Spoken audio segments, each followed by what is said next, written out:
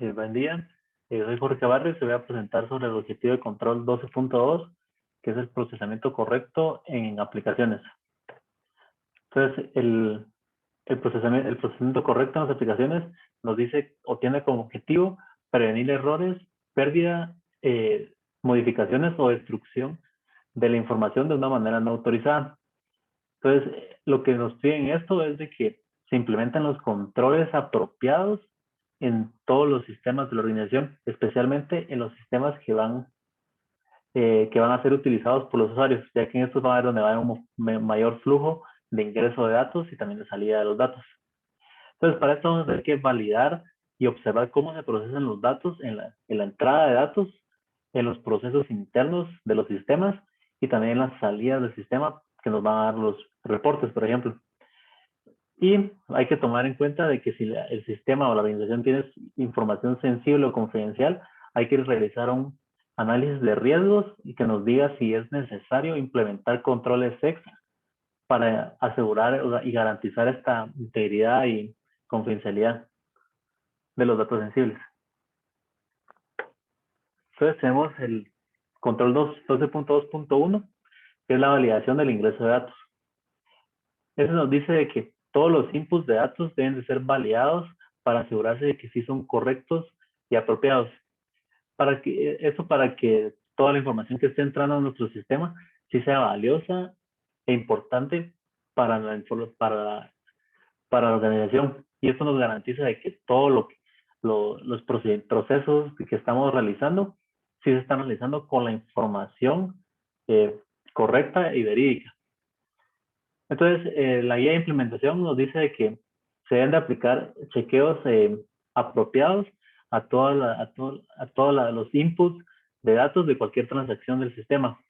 También hay que hacer chequeos de información persistente y también de las tablas de parámetros.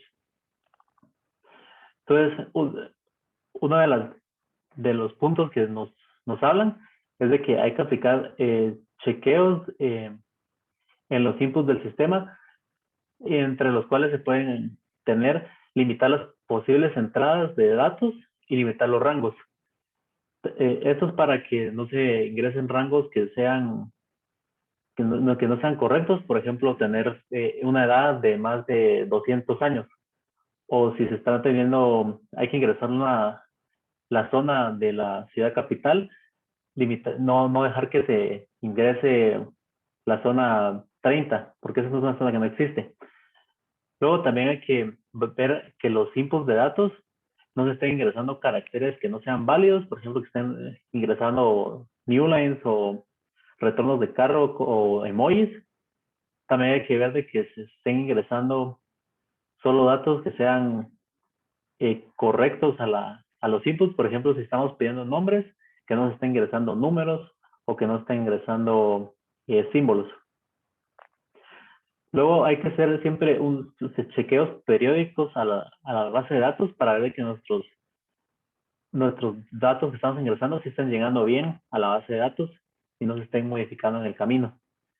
Luego también hay que analizar y verificar todos los ingresos de datos de documentos que sean ingresados manualmente, no desde el sistema, sino ingresándolos de una vez a fuerza al sistema, y que todos estos ingresos deben estar documentados y autorizados por alguien de la organización. Luego hay que tener un log de actividades para el proceso de toma de datos. Este debe seguir el control 10.10.1 que hablaron en nuestros compañeros del grupo 2. ¿Sí? Luego hay que definir las responsabilidades en el proceso de toma de datos, ya que de esta forma, en el caso de que haya un error en la toma de datos, hay alguien responsable por ese error, y que esto nos va a facilitar eh, encontrar quién hizo el error y arreglar la información que esté incorrecta. Y para esto hay que tener un procedimiento y una documentación para responder a errores de validación de datos en la toma de datos. Entonces, por ejemplo, las últimas semanas estuvimos hablando en la clase sobre las plataformas de Business Intelligence. Estos tienen siempre varios formularios para ingresar la información. Y nosotros queremos de que la información que ingresa a nuestro sistema de Business Intelligence siempre sea correcta. Entonces, para eso habíamos dicho de que los formularios siempre tengan las verificaciones de los datos que ingresa el usuario, para que no ingresemos fechas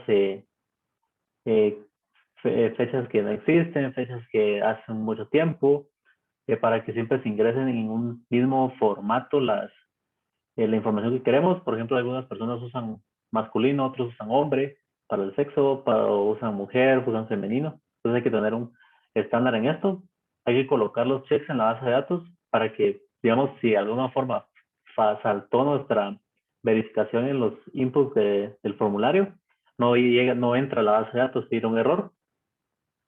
Hay que tener un plan de respuesta en caso de errores de información y llevar un log de los inputs, que eso nos permite encontrar a la persona que ocasionó el error y poder irse a preguntar qué pasó y cuál era la información que te querías ingresar originalmente o por qué estás ingresando la información que es incorrecta. Entonces pasemos al 2.3, 2.2.3, que es la integridad de los mensajes. Entonces, este es un control de que tiene como objetivo garantizar la autenticidad y proteger la integridad de los mensajes de las aplicaciones de la organización. Entonces, la guía de implementación de este nos dice que hay que realizar un análisis de riesgos para determinar si es necesario implementar la integridad de mensajes, ya que esto nos puede ser no siempre muy imperativo en la organización tener esta integridad de mensajes, ya que siempre puede existir un margen de error o que no sea muy importante para nosotros. Y luego se pueden aplicar técnicas criptográficas para implementar la autenticación de mensajes. Entonces, esto nos permite utilizar técnicas criptográficas como cifrado o utilizar llaves públicas y privadas para garantizar de que los mensajes que están entrando a nuestra organización sí son de las personas o otros sistemas que sí dicen ser. Y esta integridad de mensajes se puede implementar tanto para comunicaciones de mensajes adentro de la organización como comunicaciones externas de la organización.